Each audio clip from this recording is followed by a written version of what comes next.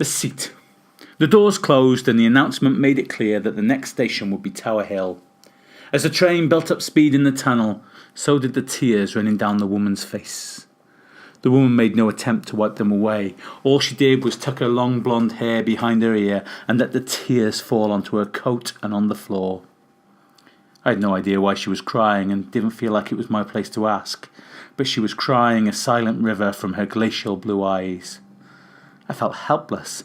I longed to be able to talk to her, to hold her, to wipe away her tears. Assure her it would be all right, but there was nothing I could do. I didn't know her from Adam, and if I talked to her, I'd more than likely put my foot in it and make matters worse. As we arrived in the station, she stood up and silently left the train, leaving a small puddle of tears behind her on the floor.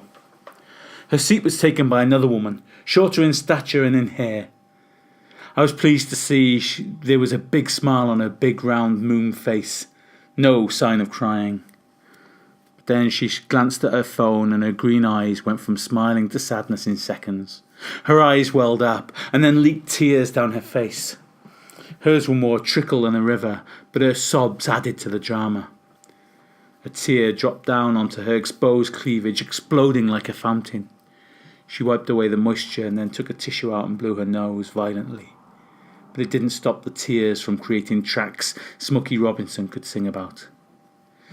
Again I had an overwhelming desire to comfort the stranger, but again I kept my distance, too shy and too uncomfortable to help a damsel in distress. She lasted 2 stops before leaving the train, and this time it was me that took the seat. As I sat down, it hit me like a thunderbolt. I felt an overwhelming melancholy wash over me, an intrinsic sadness that I couldn't control. I felt so bad. I thought I'd like to throw myself off the nearest tall building. I didn't know why I felt so sad. All I knew was that I needed to let the tears flow or escape from this seat.